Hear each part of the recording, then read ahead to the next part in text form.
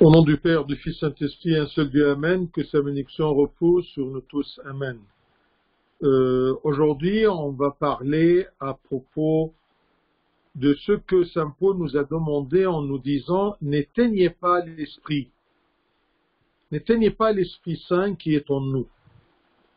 L'Esprit Saint, comme on a dit dans des sessions précédentes, que l'Esprit Saint œuvre en nous et nous procure la chaleur spirituelle sans infirmer, sans supprimer notre liberté, sans supprimer notre liberté de choisir ou pas que cette chaleur soit permanente en nous.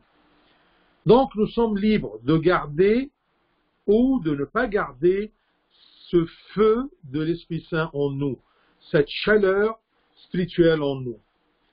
L'Esprit Saint ne nous oblige jamais à faire le bien.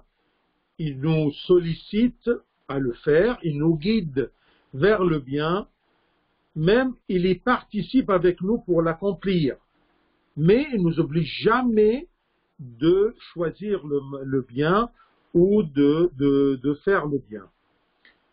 Et plus nous communions avec l'Esprit Saint, plus nos esprits participent avec lui, plus l'Esprit Saint flambe en nos cœurs et nous donne ce zèle spirituel. Bien sûr, plus il est attisé dans notre intérieur, il supporte bien et soutient bien notre raison et notre volonté. Plus on est en communion avec l'Esprit Saint, plus la personne évolue dans sa vie spirituelle. Et plus aussi l'amour de Dieu en lui est en feu. Mais le problème, c'est que pratiquement, on ne garde pas pour toujours ce feu de l'Esprit Saint en nous. Souvent, son feu diminue en nous. Et quand ce feu-là diminue, eh bien, on l'appelle une tiédeur spirituelle. Ou parfois, ça s'éteint. L'Esprit de Dieu, le feu de l'Esprit de Dieu s'éteint en nous complètement. Alors ça, c'est ce qu'on appelle une froideur spirituelle. Il y a une tiédeur spirituelle. Quand elle est complète, eh bien, c'est une froideur spirituelle. Que ce soit la tiédeur ou que ce soit la froideur spirituelle, eh bien, les deux cas sont dangereux pour la vie spirituelle. C'est dangereux pour la vie spirituelle de l'homme parce que tout simplement, la tiédeur et la froideur sont le début de la chute dans le péché. Ça commence toujours par une tiédeur qui mène à une froideur et ensuite ça mène au péché. Le feu ou l'ardeur ou la ferveur de l'Esprit Saint s'éteint veut dire deux choses principales. Quand l'Esprit Saint s'éteint en nous, c'est-à-dire que la flamme sainte qui habite en nous, qui habite dans notre esprit humain, eh bien cette flamme qui nous pousse par sa nature, cette flamme a une nature de nous pousser toujours vers le bien, parce qu'elle est le bien. Cette flamme-là, tant qu'elle est illuminée en nous, allumée en nous, eh bien, on se dirige vers le bien. Cette flamme est en nous, car nous sommes créés à l'image de Dieu. Dieu a mis en nous cette flamme spirituelle dans notre esprit humain pour qu'il nous guide, pour qu'il nous encourage dans le bien. Alors si cette flamme-là s'éteint, c'est-à-dire que nous sommes loin du bien, nous sommes dans le mal. L'Esprit Saint s'éteint en nous veut dire aussi que l'œuvre de l'Esprit Saint s'éteint en notre cœur. comme conséquence de notre refus humain d'être en communion avec l'Esprit Saint. Alors, avoir l'Esprit Saint éteint en nous, c'est-à-dire, ou bien la flamme sainte du bien s'éteint en nous, disparaisse, ou bien l'œuvre de l'Esprit Saint s'éteint à cause de notre refus. On ne veut pas être en communion avec l'Esprit Saint. Pour que le feu de l'Esprit Saint s'éteigne en nous, ce que nous n'espérons pas, eh bien, il y a des raisons extérieures et des raisons intérieures, des motifs extérieurs de l'homme et des motifs intérieurs de l'homme. Eh bien, on va commencer à voir un peu quelles sont ces raisons extérieures qui mènent à ce que l'Esprit Saint s'éteint en nous. Et bien sûr, comme on a dit dès le commencement, ça dépend aussi de notre volonté. Bien sûr, pas toutes les raisons extérieures qui nous entourent peuvent éteindre le feu de l'Esprit. Que si la volonté s'affaiblit, la volonté de l'homme s'affaiblit devant telle raison extérieure. Et la volonté de l'homme rend les armes et se laisse aller par l'influence de ces raisons extérieures. C'est-à-dire que la faiblesse intérieure, c'est elle qui donne ou qui rend efficace et fortifie les raisons extérieures. Les raisons extérieures sont toujours présentes, mais qu'est-ce qu'il leur donne une efficacité? C'est la faiblesse intérieure et c'est la volonté intérieure de l'homme. Bien sûr, les raisons extérieures, devant un cœur pur et une volonté solide, eh bien, ne peut rien faire que provoquer l'esprit de résistance dans cet homme qui a une volonté solide de continuer sur le chemin de Dieu et dont le cœur est pur. C'est-à-dire un cœur qui ne demande que le salut et de plaire à Dieu. Alors, ce n'est pas toujours le cas que les raisons extérieures sont efficaces. Comme je vous ai dit, parfois elles sont présentes, mais n'influencent pas l'Esprit Saint qui est dans le cœur de l'homme. Parfois, elle n'arrive pas à éteindre l'Esprit Saint qui est en nous. Mais au contraire, elle provoque l'envie de vaincre cette force d'éteindre l'Esprit Saint. Comme les pères disent, ainsi l'envie de vaincre se met en feu dans le cœur de l'homme, si sa volonté est solide et si le cœur est pur. Comme exactement ce qui s'est écrit selon saint Paul aux Romains. Il dit, là où le péché a abondé, il y a beaucoup de péchés autour de nous, eh bien là où le péché a abondé, la grâce a surabondé. Quand il y a beaucoup d'ennemis, il y a beaucoup de forces, beaucoup de soldats, eh bien la grâce de Dieu nous soutient si nous cherchons à être en communion avec l'Esprit de Dieu et la force de Dieu, eh bien toutes les raisons extérieures qu'on va voir peuvent être anéanties. Alors, première chose dans les raisons extérieures qui mènent que l'Esprit Saint s'éteint en nous, c'est l'environnement malsain. L'entourage, le climat autour de nous n'est pas spirituel. Loin de tout ce qui concerne Dieu. Comme ce qui s'est passé, par exemple, pour Lot, le cousin d'Abraham. On l'appelle Lot le pieux, qui a vécu dans la terre de Sodome. Vous voyez Saint Pierre, dans son deuxième épître, il a parlé à propos de Lot.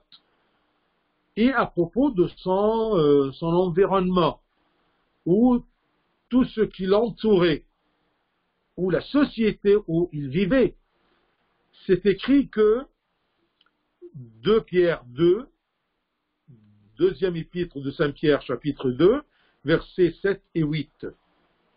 C'est écrit, et s'il a délivré le juste Lot, profondément attristé, il est pieux, mais il était profondément attristé. De quoi? De la conduite de ces hommes sans frein dans leur dissolution, sans frein dans leur mal, dans leur péché. Et ce juste Lot, parce qu'il vivait parmi eux, eh bien, il était profondément attristé de leur conduite. Bien sûr, l'ange envoyé par le Seigneur, il l'a délivré. Et c'est écrit à propos de Lot, le verset 8, car ce juste, donc il était pieux, il était juste, car ce juste qui habitait au milieu d'eux, tourmentait journellement son âme juste à cause de ce qu'il voyait et entendait de leurs œuvres criminelles.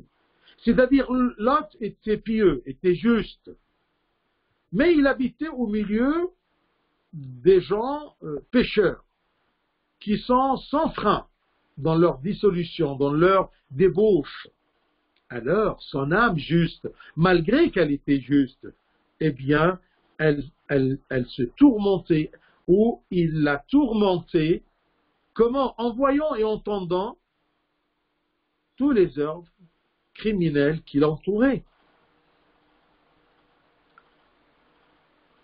On ne peut pas empêcher nos yeux de voir, on ne peut pas empêcher nos oreilles d'écouter. Alors c'est pour cela qu'on doit éviter ce milieu où il y a des gens sans frein dans leur dissolution.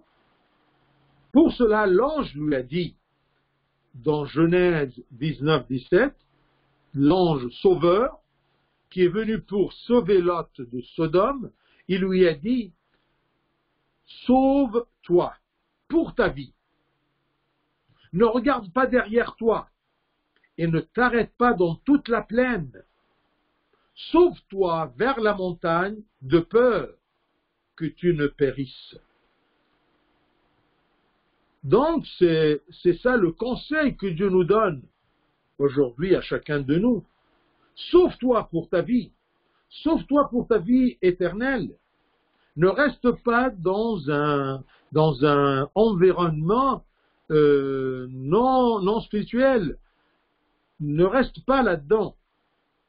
Sauve-toi pour ta vie. Et ne regrette pas que tu quittes quelque chose pour ta vie éternelle. Ne regarde pas derrière toi.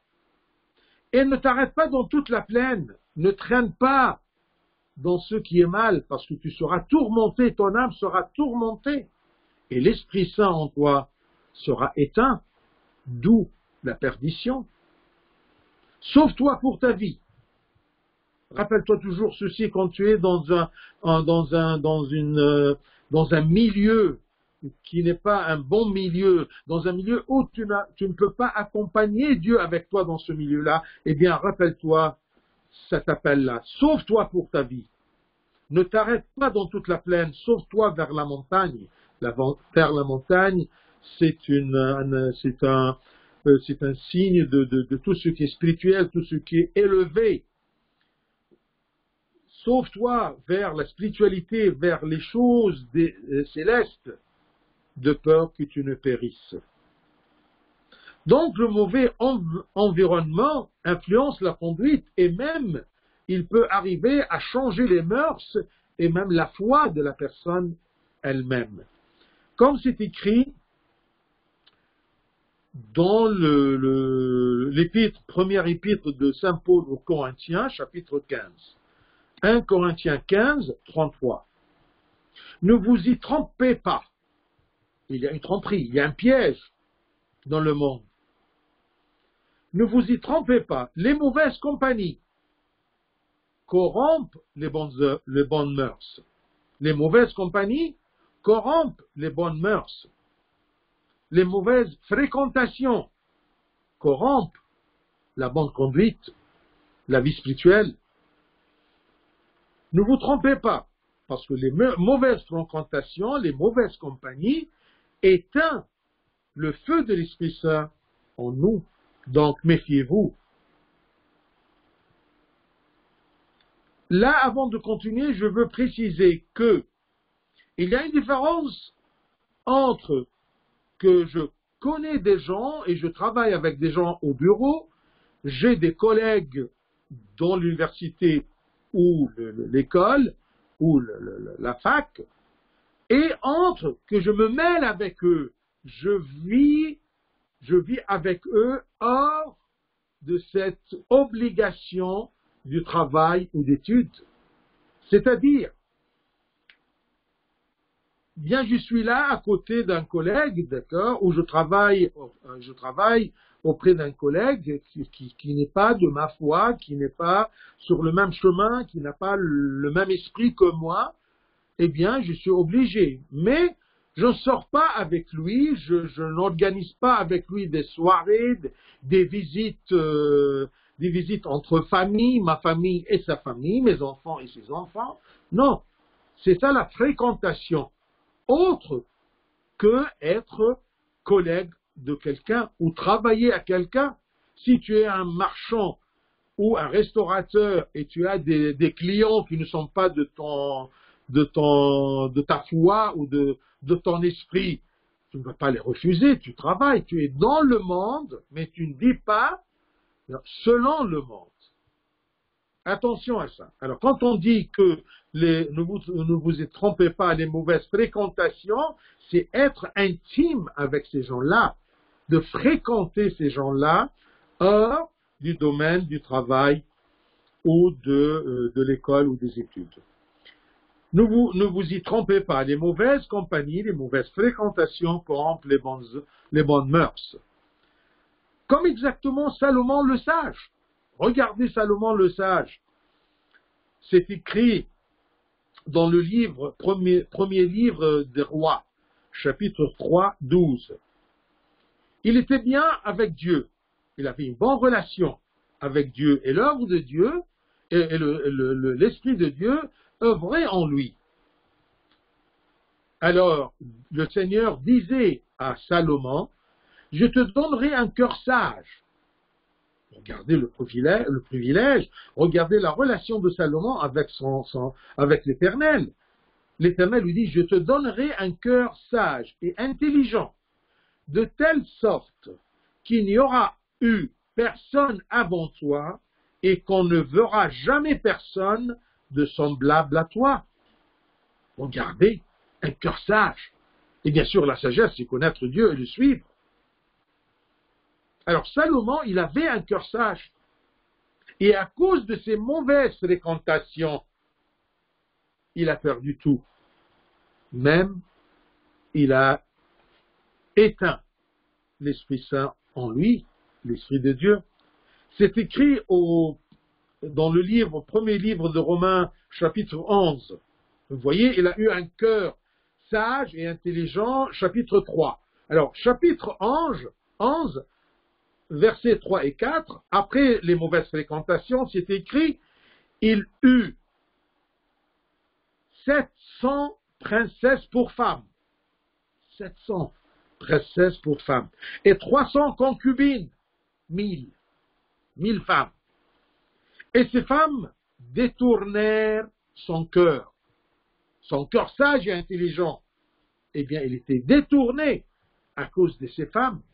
Et c'était des princesses des nations. Ils étaient des princesses étrangères au peuple de Dieu. La femme étrangère dans la Bible, ça ne veut pas dire d'une autre nationalité que toi, non, mais d'une autre religion que toi, d'autres foi que toi, qui ne suit pas le même Dieu. Il eut 700 princesses pour femmes et 300 concubines, et ces femmes détournèrent son cœur. Et à l'époque de sa vieillesse, à l'époque de la vieillesse de Salomon, ces femmes inclinèrent son cœur vers d'autres dieux, et son cœur ne fut point tout entier à l'Éternel, son Dieu. comme l'avait été le cœur de David, son père. Il avait un bon cœur, il avait l'Esprit de Dieu. Mais à cause de cette mauvaise fréquentation, eh bien, il a perdu tout. Parce que cette fréquentation-là a incliné son cœur vers d'autres dieux. Il a quitté son Éternel. Au moins, son cœur n'était point tout entier à l'Éternel. C'est pour cela qu'il a éteint l'Esprit de Dieu en lui. Même un autre exemple de cet environnement extérieur malsain, fautif, qui mène à éteindre l'Esprit de Dieu en nous. On a un autre exemple comme Samson. Dans Juge 13, 25, c'est écrit « Et l'Esprit de l'Éternel commença à l'agiter. » Il était guidé, il était poussé par l'Esprit de l'Éternel. Mais à cause de ses mauvaises fréquentations avec Dalila, cette femme étrangère, cette Palestinienne, eh bien, il a éteint l'Esprit de l'Éternel en lui.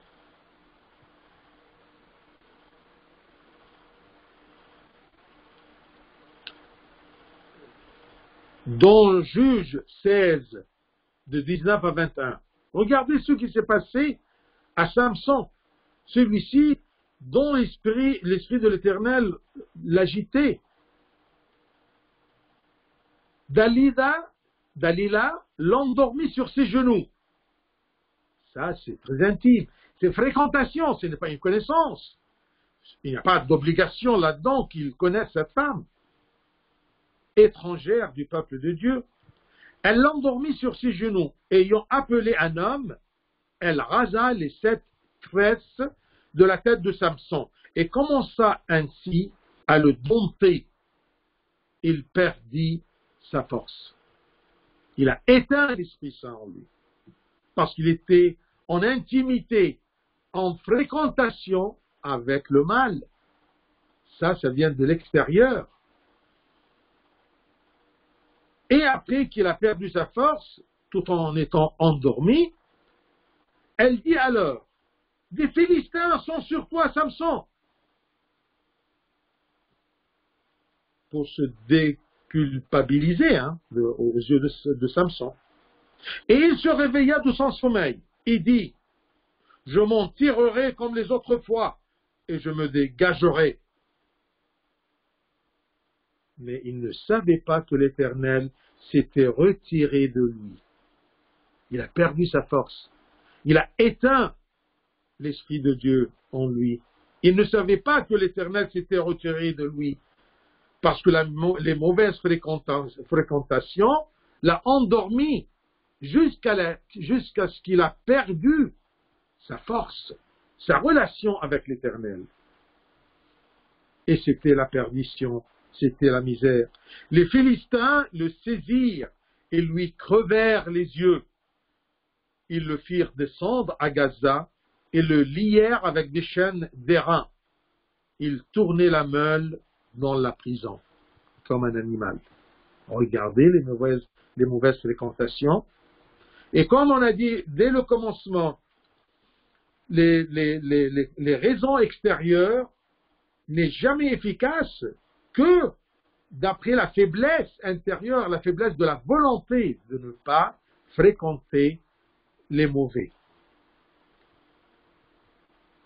Pour le danger du mauvais environnement, le Seigneur a ordonné de ne pas fréquenter les étrangers ni les femmes étrangères. Bien sûr, les étrangers et les étrangères, ce sont les incroyants. Retenez bien ce texte au deuxième épître de Corinthiens, chapitre 6. 2 Corinthiens 6, de 14 à 17. C'est l'ordre de Dieu pour ses enfants de ne pas se mêler, de ne pas se mélanger avec les incroyants, les étrangers. Étrangers au peuple de troupeau, étrangers au troupeau de l'Éternel. Alors 2 Corinthiens 6, de 14 à 17, c'est écrit: ne vous mettez pas avec les infidèles sous un joug étranger. Bien sûr, on a dit précédemment que le joug, c'est le bois transversal qui attache des bêtes qui sont au tir, qui tirent un chariot ou un poids. Ne vous mettez pas avec les infidèles sous un joug étranger. Car, quel rapport y a-t-il entre la justice et l'iniquité? Nous sommes enfants de justice et les autres sont enfants d'iniquité. Quel rapport? On ne peut pas avoir ce rapport. Ou qu'y a-t-il de commun entre la lumière et les ténèbres? Il n'y a pas quelque chose de commun entre nous et ces gens étrangers. Oui, l'humanité, mais ce n'est pas ça. Vous voyez? Mais il n'y a rien de commun, de point de vue foi, de point de vue croyance, de point de vue principe de vie. Il n'y a rien de commun entre la lumière et les ténèbres. Vous voyez la différence utilisée par saint Paul pour montrer la différence entre nous et le monde, et les enfants du monde. La différence entre justice et iniquité. Différence entre lumière et ténèbres. Alors on peut pas avoir un rapport entre la justice et l'iniquité. On ne peut pas avoir quelque chose de commun entre la lumière et les ténèbres. Quel accord y a-t-il entre Christ et Bélial? Bélial, c'est un idole, un faux Dieu.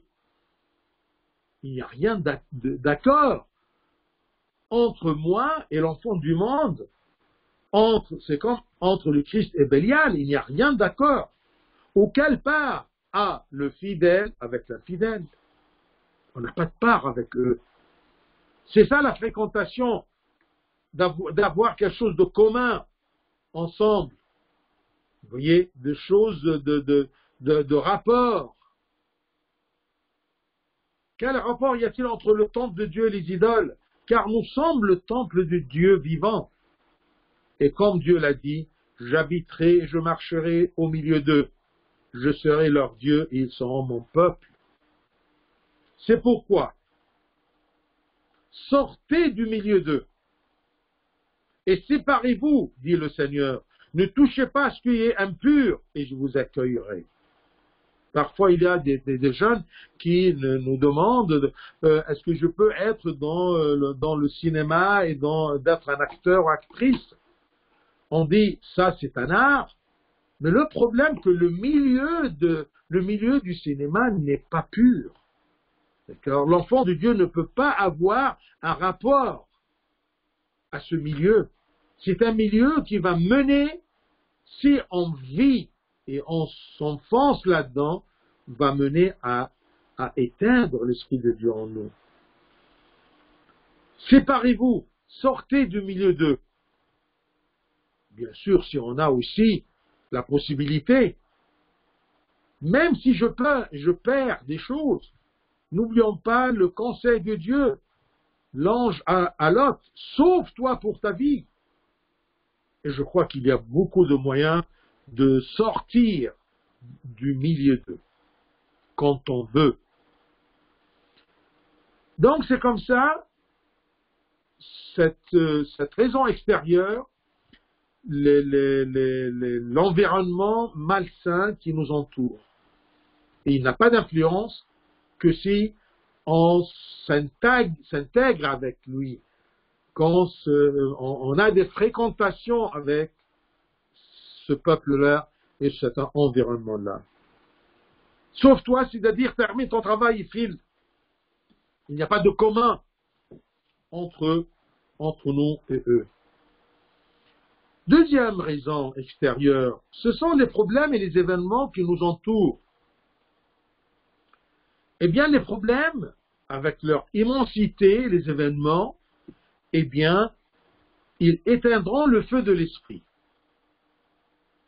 À condition que ces problèmes et ces événements préoccupent tout le temps de l'homme, toute sa pensée et tous ses sentiments.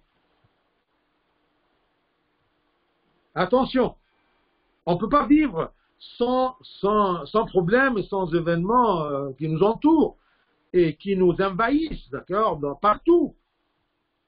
Comme les élections, comme les problèmes, les terrorismes, le terrorisme, les guerres dans le monde, les problèmes mondiaux et nationaux, le Covid.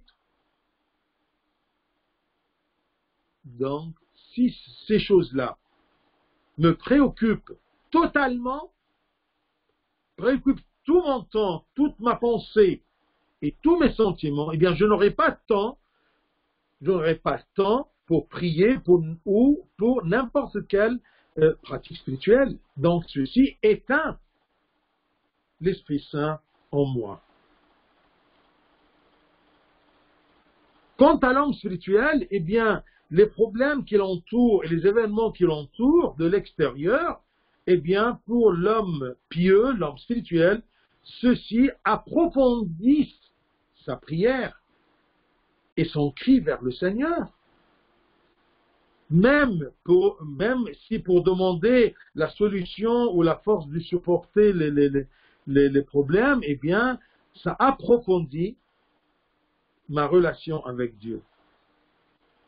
Mais si je me laisse envahir par ces événements et par ces problèmes, eh bien, j'éteins l'Esprit de Dieu en moi. Mais si j'utilise ou je confronte les problèmes et les événements par l'esprit de la foi et l'esprit de la prière, eh bien, j'emporte la victoire sur ces problèmes par l'esprit de la foi et de la prière. Je n'accepte pas que je sois vaincu de ces événements et de ces problèmes. Oui, je suis influencé, d'accord? J'ai quelques inquiétudes, j'ai quelques soucis, mais ça ne prend pas toute ma pensée et tout mon cœur et tous mes sentiments et tout mon temps. Donc le danger, ce n'est pas les problèmes et les événements, mais plutôt c'est la façon par laquelle nous traitons les problèmes. Ça dépend de la façon comment on réagit vis-à-vis de ces problèmes et des événements. On se laisse envahir ou pas. Regardez David le prophète, il était entouré de problèmes et des épreuves. Mais il trouvait toujours recours dans sa flûte et son lyre, l'instrument à cordes là. Il avait toujours recours dans ses psaumes, dans ses prières. Alors que nos problèmes, cette deuxième raison d'éteindre l'esprit en nous, que nos problèmes nous sollicitent à la prière fervente et pas à l'inquiétude et à être dépressif ou pensif. Il y a un des pères qui était un peu malin, alors il a dit, vous savez, Satan, s'il observe que les problèmes te poussent toujours à prier, il évitera de te les créer. Si Satan voit que chaque problème que tu confrontes ou tu vis, eh bien, ça te pousse à prier, il ne peut pas supporter les prières, eh bien, il va éviter de te créer des problèmes. Donc, les problèmes extérieurs, c'est, comme on a dit, l'environnement, la fréquentation, le milieu où je vis, les problèmes et les événements. Troisième raison, c'est le bavardage des gens. C'est les conversations qui envahissent notre pensée, nos oreilles. Les conversations inutiles et qui ne sont pas spirituelles. Les moqueries, les blagues déplacées, les discours indécents, parler au dos des autres. Tout bavardage qui préoccupe, qui m'éloigne loin de mon édification et mon salut. Tout ce qui me perturbe ma pensée. Il y a beaucoup de bavardage. Je ne suis pas tranquille. Ma tête est pleine de paroles. plein de discours de ces gens, parce que je passe des heures et des heures à parler, à écouter.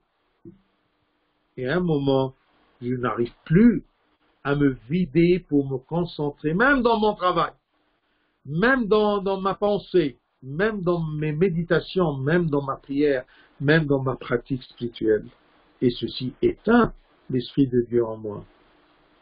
Du blabla, blabla dans ma tête. C'est pour cela que Salomon, dans le livre de Proverbes, il dit, celui qui parle beaucoup ne manque pas de péché, mais celui qui retient ses lèvres est un homme prudent. Moi, je peux parler des heures et des heures à propos de Dieu et du salut, ça c'est autre chose.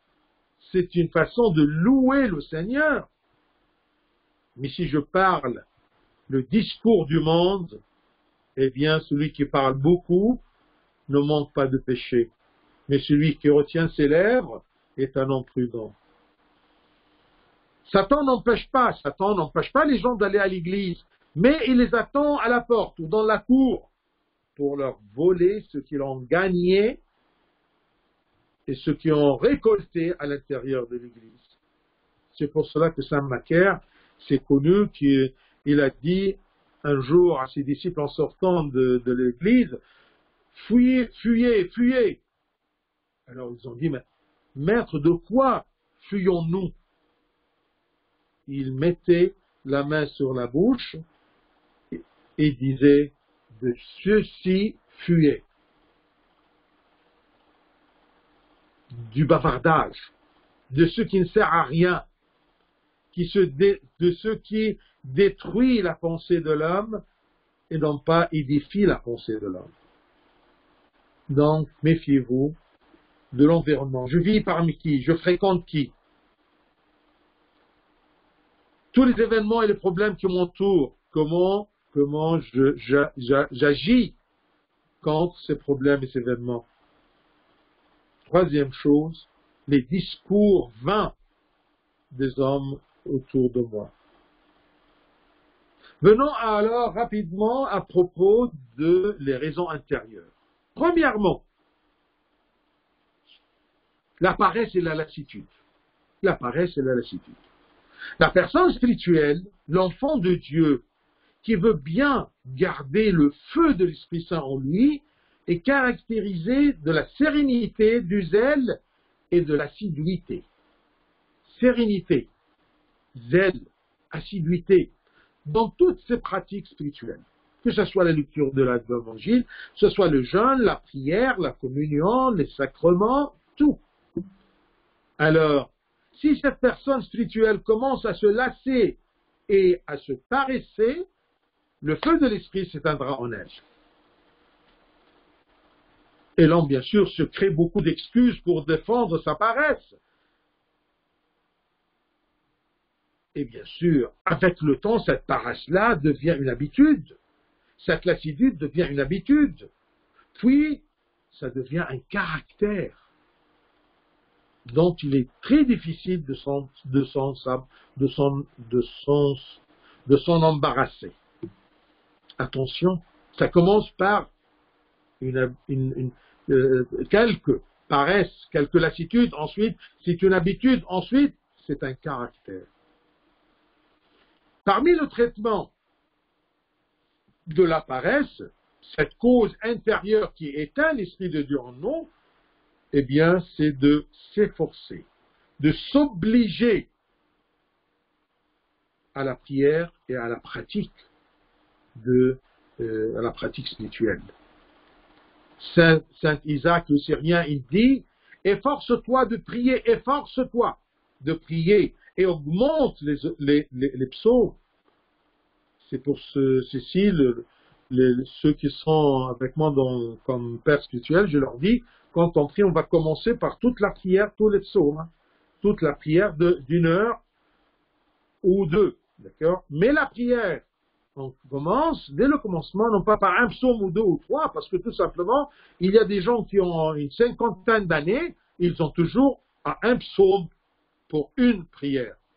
Alors, quand on va prier, quand on va approfondir notre prière pour attiser, d'accord, pour allumer le feu de l'esprit en nous.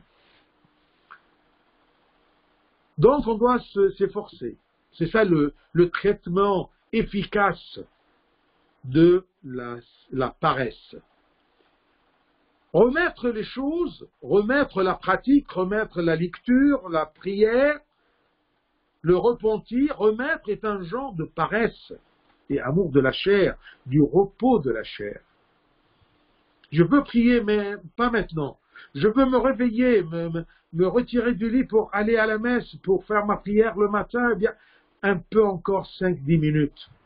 Vous savez, on dit toujours, dans la tradition monastique, qu'il y a 5 minutes de Satan, qui appartient à Satan. Quand le réveil sonne, ou quand la cloche sonne de l'église, et le moine ou la personne dit, bien, encore 5 minutes. 5 minutes, ça, c'est vous donner 5 minutes. Parfois on dit, ah oui, 5 minutes jusqu'à que le réveil s'éteint tout seul. 5 minutes jusqu'à que maman vienne me réveiller. Et tu continues le sommeil et tu as perdu ta pratique, tu as remis. Comme exactement, je vous donne l'exemple de Félix le gouverneur dans les Actes des Apôtres 24. Félix, ce gouverneur-là, il était devant Saint Paul. Et c'est écrit, Acte 24, verset 25, mais comme Paul discourait, il parlait, sur la justice, sur la tempérance et sur le jugement à venir, Félix, effrayé. Il a eu un mouvement, il était touché par la vérité que Saint Paul citait devant lui. Il discourait sur la justice, le jugement à venir. Alors il était effrayé par l'Esprit de Dieu qui œuvre en lui. Mais devant ceci, qu'est-ce qu'il a dit? Il a remis. Pour le moment, retire-toi. Il a dit ça à Saint Paul. Quand j'en trouverai l'occasion, je te rappellerai. Je te rappellerai. Il a remis. Quand j'en trouverai l'occasion, je n'ai pas le temps. C'est ça la lassitude. C'est ça remettre. Ce qui a fait Félix le gouverneur était complètement au contraire à l'enfant prodigue. Regardez l'enfant prodigue, Luc 15, versets 18 à 20. Je me lèverai, une décision. Je me lèverai, j'irai vers mon père, je lui dirai, mon père, j'ai péché contre le ciel et contre toi. Et il se leva et alla vers son père. Je me lèverai et il se leva. Non pas je me lèverai, Inch'Allah, quand j'ai le temps, quand j'ai une occasion. Non. Je me lèverai et il se leva. Donc ne cherche pas d'excuses ni d'arguments pour ta paresse ou quand tu remets ta relation avec Dieu. Parce que sinon, ça éteint l'Esprit Saint en toi. 5 minutes et je termine. Deuxième raison intérieure, c'est de négliger la prière, la négligence de la prière. Nul atteint la froidure spirituelle, sinon celui qui a commencé par négliger sa prière et ses psaumes. Parce que la prière approfondit la relation avec Dieu. Un des pères dit que la prière attise le feu de l'amour de Dieu dans notre cœur. Satan te combat toujours en te disant que tu n'as pas le temps pour prier. Bien sûr, ça c'est un combat banal et très connu. Ce n'est pas la peine de perdre le temps de te dire attention, la prière n'a pas besoin de temps, a besoin de volonté. Comme un des pères qui a dit la prière n'a pas besoin de temps, mais a besoin plutôt de cœur. Non pas de temps, mais un cœur qui veut prier et qui a le zèle et l'assiduité de prier. Sachez, mes bien-aimés, que le vide intérieur mène à la guerre extérieure et à éteindre l'Esprit de Dieu. Ajoute, comme les pères de l'Église nous disent, ajoute de l'huile sur le feu saint que Dieu a mis dans ton cœur. Ajoute de l'huile sur ce feu de l'Esprit Saint qui est en toi.